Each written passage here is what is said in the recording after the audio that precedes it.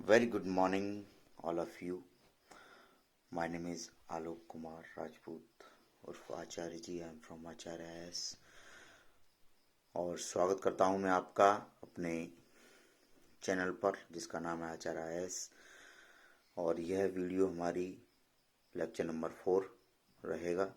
How to write mains answers in UPPCS mains. तो जैसा कि देखिए, इससे पहले एक खबर मैं आपको बता दूं कि जैसा कि बहुत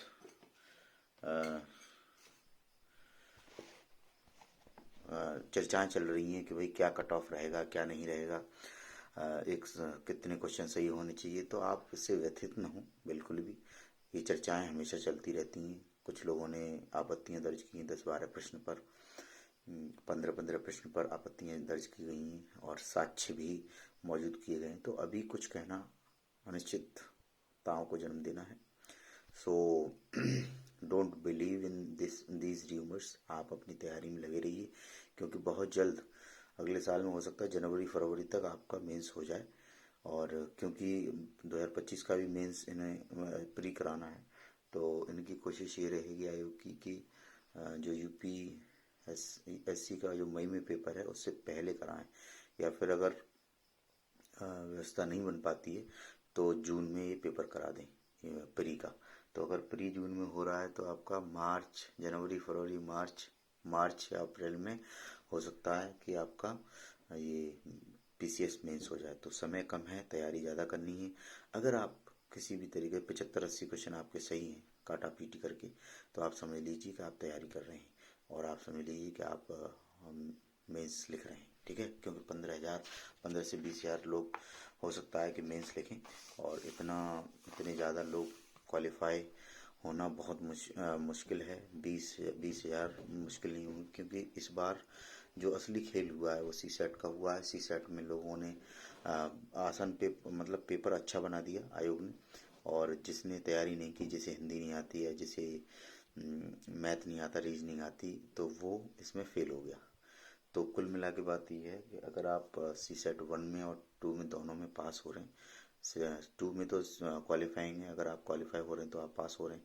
और सी सेट 1 जो पेपर है जीएस का, उसमें अगर आपके 80, 85, 70, 75, 65, 50 नंबर आ रहे हैं, तो आप इस बार अगर नहीं आ पाएंगे तो अगली बार के लिए आप तैयार कर लीजिए. देखिए, एक और बात मैं आपको कंफर्म और क्लियर करना चाहता हूँ कि यदि आप ये सोचें भाई मैं प्री की अलग तैयारी करूंगा, मेंस की अलग तैयारी करूंगा, इंटरव्यू की अलग तैयारी करूंगा, तो ऐसे नहीं होता है.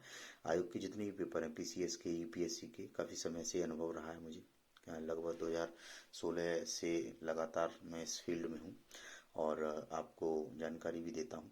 तो 2016 से लगभग 6-7 साल का मुझे यूपीएससी का और यूपीपीसीएस का अनुभव है.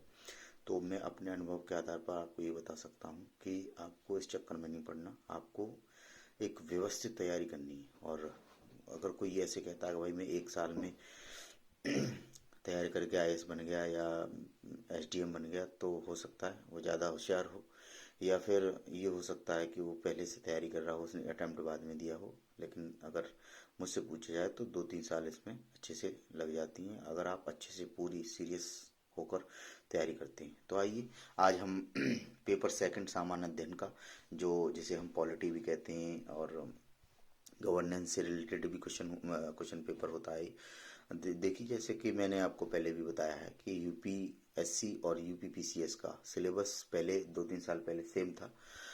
2000 ये अभी चेंज हुआ जिसमें ऑप्शन हटा दिए गए हैं. बाकी का जो पैटर्न है वो बिल्कुल सेम है. तो if you are preparing for UPSC तो आपके लिए बहुत अच्छा है. और इसमें कुछ टॉपिक्स हैं, मैं आपको बता देता हूँ. देखिए, भारतीय संविधान, ऐतिहासिक आधार, विकास विशेषताएं, संशोधन, महत्वपूर्ण प्रावधान व आधारभूत संरचना, संविधान के आधारभूत प्रावधानों के विकास में उच्चतम न्यायालय की भूमिका, संघ एवं राज्यों के कार्य तथा उत्तरदायित्व, संघीय ढांचे से संबंधित विषय एवं चुनौतियां, स्थानीय स्तर पर शक्तियों और वित्त का हस्तांतरण और उसकी चुनौतियां, केंद्र राज्य वित्तीय राज्य संबंधों में वित्त आयोग की भूमिका, शक्तियों का पृथक्करण, विवाद निवारण तंत्रता संस्थाएं, वैकल्पिक विवाद निवारण तंत्रों का उदय एवं उनका प्रयोग, भारतीय संवैधानिक योजना की अन्य प्रमुख लोकतांत्रिक देशों के साथ तुलना. देखिए कितना डीप सिलेबस है। देखिए आप, संसद और राज्य विधायिका संरचना, कार्य, संचालन, शक्तियों एवं विशेषाधिकारिता संबंधित विषय। कार्यपालिका एवं न्यायपालिका की संरचना, संगठन और कार्य, सरकार के मंत्रालय एवं विभाग, प्रभावक समूह और औपचारिक अनौपचारिक संघ तथा प्रशासन प्रणाली में उनकी भूमिका। जनहितवाद, पीआईएल बहुत पब्लिक इंटरेस्ट लिटिगेशन। इसके अलावा जन प्रतिनिधित्व अधिनियम की मुख्य विशेषता, विभिन्न संवैधानिक पदों पर नियुक्ति, शक्तियां, कार्य तथा उनके उत्तरदायित्व, सांविधिक, विनियामक और विभिन्न अर्ध न्यायिक निकाय, नीति आयोग समेत उनकी विशेषताएं, कार्यभाग, सरकारी नीतियों और विभिन्न क्षेत्रों के विकास के लिए हस्तक्षेप, उनके अभिकल्पन तथा कार्य, उनके कार्य उत्पन्न विषय एवं सूचना संचार प्रौद्योगिकी आईसीटी। विकास प्रक्रियाएं, गैर सरकारी संगठनों की भूमिका, स्वयं सहायता समूह, सेल्फ हेल्प ग्रुप जो इसे कहते हैं, विभिन्न समूह एवं संघ, अभिदाता सहायता संस्थाएं, सेवाएं, केंद्र एवं राज्य द्वारा जनसंख्या के अति संवेदनशील वर्गों के लिए कल्याणकारी योजनाएं और इन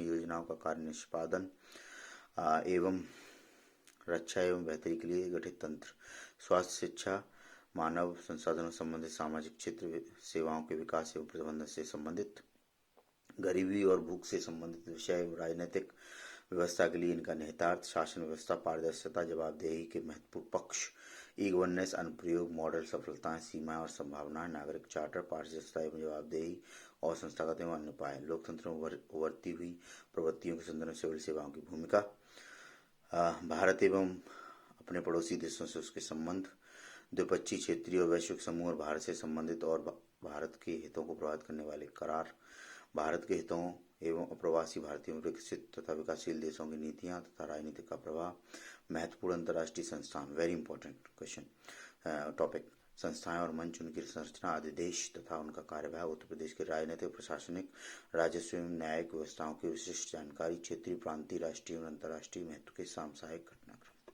देखिए पहले भी जैसा कि यूपी पीसीएस का जो प्री हुआ उससे क्लियर है, स्पष्ट है कि आपका जो ये करंट अफेयर का जो भाग है वो सबसे ज़्यादा पूछा जाता है, और करंट अफेयर सामसाई की जो घटना जिसे कहते हैं हम, वो आपसे अधिकतर पूछी जाती हैं, तो इसमें भी आपसे पूछी जाएंगी।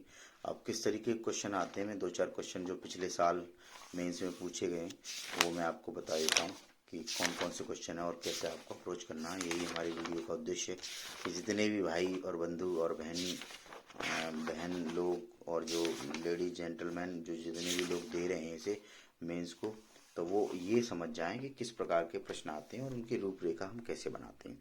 तो देखिए सेक्शन ए के 2-4 क्वेश्चन मैं बताता हूँ। बहुत आसान क्वेश्चन, मतलब ऐसे नहीं है कि बहुत आपको टफ क्वेश्चन है, बेसिक क्वेश्चन हैं जो आपको लिखने का तरीका आना चाहिए।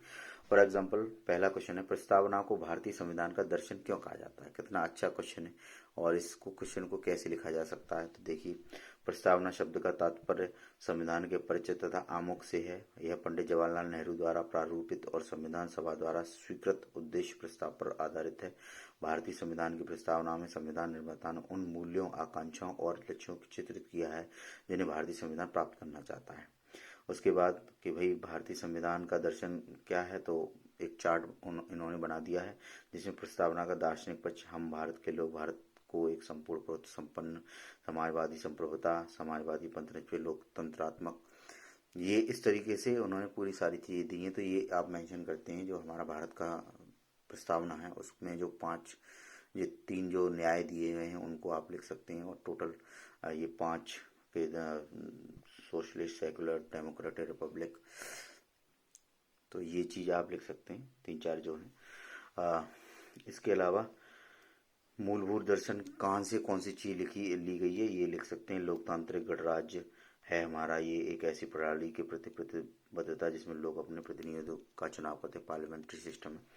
सामाजिक, आर्थिक और राजनीतिक न्याय, समता मूलक समाज की स्थापना के लिए प्रतिबद्धता, अपनी जनता को सामाजिक और आर्थिक न्याय देने के लिए प्रतिबद्ध, विचार, अभिव्यक्ति, विश्वास और उपासना की स्वतंत्रता। अब इसके बारे में हम लिख सकते हैं कि ये कब जोड़ा गया, जैसे एस रंगराजन बनाम पी जगजीवन राम 1989 मामले में शीर्ष अदालत ने प्रस्तावना से प्राप्त अभिव्यक्ति की स्वतंत्रता के महत्व पर प्रकाश डाला। माननीय न्यायालय ने यह आदेश दिया कि विचार, अभिव्यक्ति, विश्वास और उपासना व्यक्ति का मौलिक यानी फंडामेंटल अधिकार है। स्थिति और अवसर की समानता, इस प्रकार। और फिर लास्ट में हम उपसंहार लिख देंगे इसका, जो हमने सीखा, जो हमने किया, तो क्या है। इस प्रकार स्पष्ट है कि प्रस्तावना केवल परिचय भर नहीं है, बल्कि हमारे संविधान का सार है। यह उन मूलभूत मूल्य एवं आकांक्षाओं को समाहित करता है जिन्हें एक राष्ट्र के रूप में भारत को बनाए रखने के लिए प्रतिबद्ध है। यही कारण है कि वर्ष 1973 में केशवानंद भारती, जो केस आया था भारतीयवाद में, उच्चतम न्यायालय ने इसे संविधान का हिस्सा मानते हुए अस्पष्ट क्षेत्रों की व्याख्या हेतु प्रकाश दी माना। तो ये आपका एक प्रश्न हो गया, ठीक है। दूसरा प्रश्न आया था कि भाई 42वें भारतीय संविधान संशोधन को संविधान का पुनर्लेखन क्यों कहा जाता है।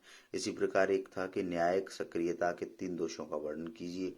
एक प्रश्न था हमारा, भारतीय संविधान के अनुच्छेद 72 के अंतर्गत राज्यपाल के क्षमादान का अधिकार राष्ट्रपति के क्षमादान अधिकार से किस प्रकार भिन्न है, ठीक है। क्वेश्चन 5वां था, पारदर्शिता एवं जवाबदेही एक दूसरे के पूरक हैं, टिप्पणी कीजिए। इस पर टिप्पणी लिखना था। और स्वयं सहायता समूह की संरचना और उनके कार्य पर एक विश्लेषणात्मक टिप्पणी कीजिए। सरकारी सेवा देने के लिए सूचना और संचार प्रौद्योगिकी एक अनुप्रयोग है, इस पर आपको लिखना है। और आईसीटी का महत्व क्या है, इस पर लिखना है। सार्क की असफलता ने भारत को बिम्स्टेक को सशक्त बनाने के लिए बाध्य किया है, विवेचना कीजिए।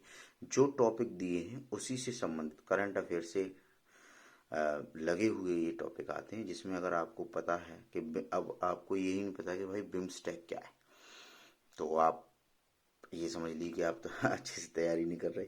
कि बिम्स्टेक आपको पता होना चाहिए, सार्क पता होना, जितने भी संगठन है, क्योंकि अभी ये मैंने सिलेबस में आपको बताया है। क्वाड में भारत की भागीदारी के औचित्य की व्याख्या कीजिए, विवेचना कीजिए। देखिए क्वाड बहुत इंपॉर्टेंट चल रहा है, ठीक है।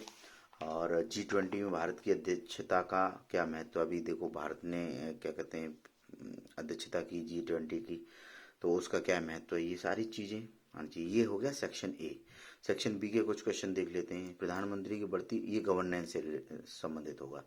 क्वेश्चन है इस प्रकार, प्रधानमंत्री की बढ़ती शक्तियों और भूमिका का आलोचनात्मक परीक्षण करें, अन्य संस्थाओं पर इसका कैसे प्रभाव पड़ता है।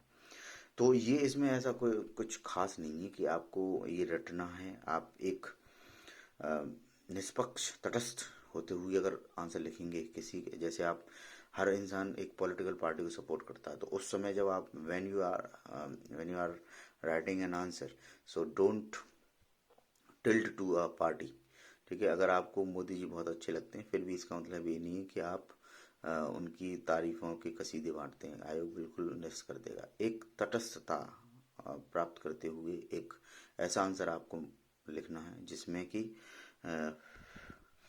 जो कि एक संतुलित आंसर हो। दूसरा है क्वेश्चन, भारत में संघीय ढांचा विभिन्न राज्यों की विविध आवश्यकताओं और आकांक्षाओं को कैसे समायोजित करता है, क्या इसके सम्मुख कुछ चुनौतियां भी हैं, यदि हैं तो उसका समाधान कैसे किया जाता है। कितना अच्छा क्वेश्चन है, ठीक है।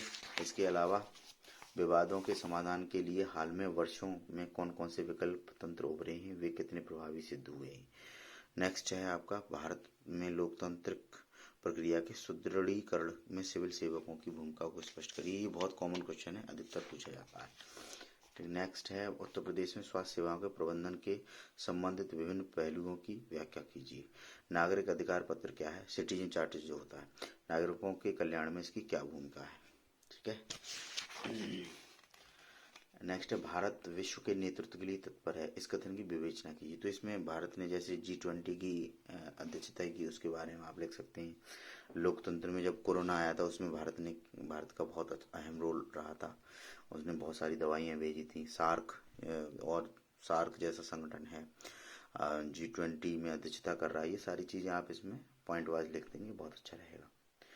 एक अंतर्राष्ट्रीय सौर गठबंधन किया है, जो जिसकी हेड ऑफिस ये आपका गुड़गांव में है, उसके बारे में आप लिख सकते हैं। भारतीय प्रवासी किस प्रकार संयुक्त राज्य अमेरिका में राष्ट्रीय हितों के संदर्भ में परिसंपत्ति के रूप में उभरे हैं, विवेचना कीजिए। ये है, वर्तमान में भारत पाक संबंध एक छलावा है, उन अंतर्निहित समस्याओं को स्पष्ट कीजिए जो भारत पाक संबंधों में बार बार कटुता उत्पन्न करते हैं। तो ये कुछ ऐसे क्वेश्चन हैं जो पिछले साल आए हैं, तो आप इन्हें नोट कर लीजिए और आप देखिए कि आपको कैसे अप्रोच करना है। कम से कम आप ये समझ लीजिए हर टॉपिक के आपके पास एक दो प्रोटोटाइप होने चाहिए कि कैसे आंसर लिखना। तो आज की वीडियो में इतना ही, मिलते हैं दोबारा अगली वीडियो के साथ। तब तक आप तैयारी करती है। धन्यवाद।